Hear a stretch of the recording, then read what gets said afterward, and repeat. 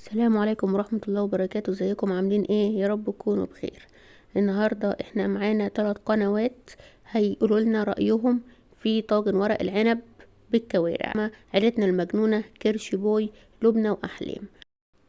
كلهم هيجيبوا طاجن ورق العنب بالكوارع من عند مطعم بيومي فؤاد، طبعا كلنا عارفينه. بس المشكلة مش في ورق العنب، المشكلة في الكوارع. يلا بينا نشوف ايه هي المشكلة اللي هم قالوا عليها في الكوارع. ال3 قنوات اشتركوا في نفس الكلام. يلا بينا. اول حاجه معانا قناه عيلتنا المجنونه، وهنلاقيهم جابوا طاجن ورق العنب بالكوارع زي ما احنا شايفين.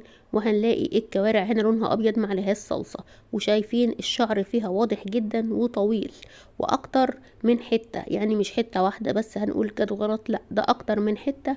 في الطاجن ورق العنب كانت مليانه شعر والشعر طويل. وبصراحه دي حاجه يعني مش حلوه، هتخلي اي حد ما يرضاش ان هو ياكل حتى لو دافع فيه 115 جنيه.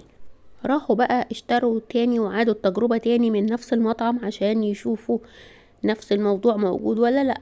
فجابوا طبق طاجن ورق العنب تاني، بس شكل طاجن ورق العنب كان مختلف شوية، كان على الكوارع فيها صلصة زي ما احنا شايفين، وهي برضو ب115 جنيه. قعدوا يدوروا فيها كويس ويبصوا لقوا برضو ان فيها شعر، بس الشعر كان اقل شوية من المرة الاولانية، بس فيها شعر برضو زي ما قلت لكم، ده يخلي ناس كتير ومنهم انا مرضاش اكلها بعد ما لقيت فيها شعر بالمنظر ده. مع العلم ان هم قالوا ان ورق العنب طعمه جميل جدا. نيجي بقى للقناة التانية اللي معانا، وهي قناة كرش بوي. اول مرة اشتروا من المطعم، الناس اللي شغالة في المطعم عرفوا ان هم بيصوروا، وراحوا ادوهم طاجن ورق العنب مرصوص وشكله حلو زي ما انتوا شايفين، والكوارع كانت نظيفة وما كانش فيها حاجة. فهم لما قروا التعليقات بتاعت الناس ان لا جربوا مرة تانية، راحوا اشتروا مرة تانية عشان يتأكدوا هل الطلب الاولاني كان متظبط عشان التصوير ولا لا. فراحوا اشتروا مرة تانية، ولما جابوا المرة التانية لقوا ان طاجن ورق العنب مش مرصوص زي ما كان مرصوص في المرة الاولانية، لا ده محطوط على بعض كده وخلاص. وكمان لقوا ان ايه الكوارع فيها شعر، بس قعدوا يدققوا كتير عشان الصلصة بتخبي الشعر زي ما انتوا عارفين. فقعدوا يدققوا في كل حتة لحد ما لقوا ان فعلا الكوارع فيها شعر، وممكن حد ما ياخدش باله وياكلها بالشعر اللي فيها.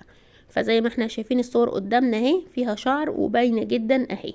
نيجي بقى للقناة التالتة اللي معانا، وهي قناة لبنى وأحلام.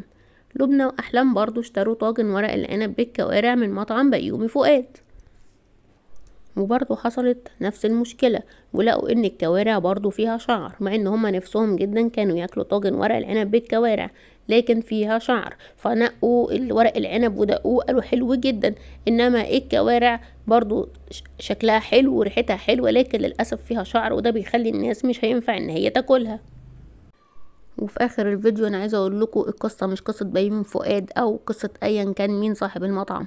القصه قصه ان المطعم مفروض يبقى فيه رقابه زايده شويه على الحاجات اللي زي دي، ويحسنوا منها عشان ما يبقاش فيه اي مشكله عندهم والناس تشتري منهم، وما يبقاش فيه اي مشكله. كده الفيديو بتاعنا خلص، وان شاء الله اشوفكم في الفيديوهات اللي جايه.